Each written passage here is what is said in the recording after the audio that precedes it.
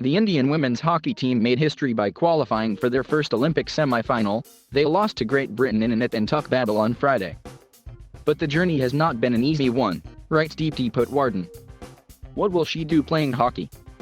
She will run around the field wearing a short skirt and bring a bad name to your family, Rani Rampal's parents were told. Vandana Katariya was discouraged to play hockey because it was unbecoming of a girl. Neha Goyal, born to an alcoholic father prone to violence, sought solace in the hockey field. Nisha Warsi's mother worked at a phone factory to keep food on the family's plate after her father suffered a paralytic attack in 2015. Deepti Patwardhan, who hails from the tribal belt of Jharkhand, labored in paddy fields and started playing hockey with borrowed, broken sticks on gravel playgrounds. They tackled the odds, ignored the naysayers and silenced the critics. They overcame. Rampal, Katariya, Goyal, Warsi, and Patwardhan are only some of the protagonists in India's history-making squad of 16. For the first time, the women's hockey team competed for a medal at the Olympics. On Friday morning they played their hearts out before going down 3-4 to Rio 2016 gold medalists Great Britain in the fight for bronze. Even before they left for the Olympics, not many gave them a chance to progress into the knockouts. But they did. In the quarter-finals they took on former champions Australia. They played with the kind of skill that the world associates with Indian hockey, and the kind of pace no one had quite expected from them.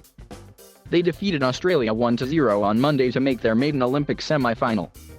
It was a momentous occasion for hockey, which is so intricately linked with India's sporting glory. India once ruled field hockey, mainly when it was still played on a natural field. While the men were put on a pedestal, women were largely ignored. India has won 11 Olympic medals, including 8 golds, in hockey. But the women's team, which made its debut in 1980, has played in only 3 editions, including Tokyo. Most of the women in Indian hockey came from impoverished backgrounds and were used to making do with meager resources and official apathy.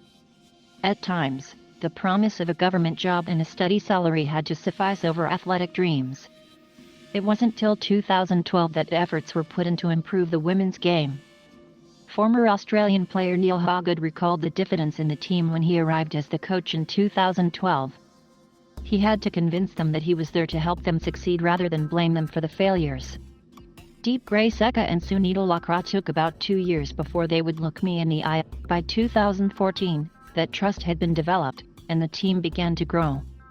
Foreign coaches can say that, but to recognize and understand why that was there in the first place and was where we made the biggest gains in the early years. Under Goyal, the Indian women's team qualified for the Olympics for the first time in 36 years. Though the trip to Rio didn't quite go according to plan, they gained experience and some confidence. It proved to be an important first step, because it proved that they could work wonders when given the proper resources and tools. With coach Stuart Marine at the helm and Wayne Lombard revolutionizing the way they train, Indian women's hockey has almost been brought up to speed. In 1980, when the team traveled to Moscow Olympics, they were accompanied by a coach and a manager. At the Tokyo Games, they have a support staff of 7. Over the last 5 years, the women's team has benefited from a scientific, sophisticated approach towards the game.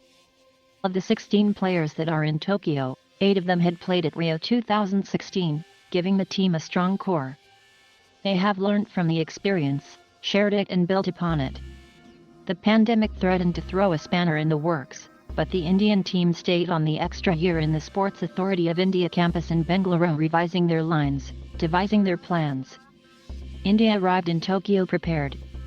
Their newfound confidence was evident in the way they refused to fade away against South Africa in the final group match or be intimidated by Australia in the semis. Katariya, who once trained in isolation to hide from the reprimanding glances of elders in her village, thrived under the spotlight. She scored a hat-trick, first by an Indian woman at the Olympics, to help India edge South Africa 4-3 and stay alive in the competition. Though there have been streaks of individual brilliance, like Katariya's, this squad of 16 will be remembered for their teamwork and commitment to each other. They have all had their own journeys, their own stories of struggle, and have found strength in a common goal. A lot of them had built their and their families' lives from ground up. Now, they are taking Indian hockey to greater heights.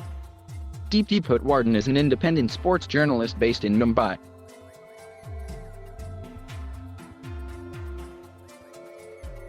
Thank you for watching.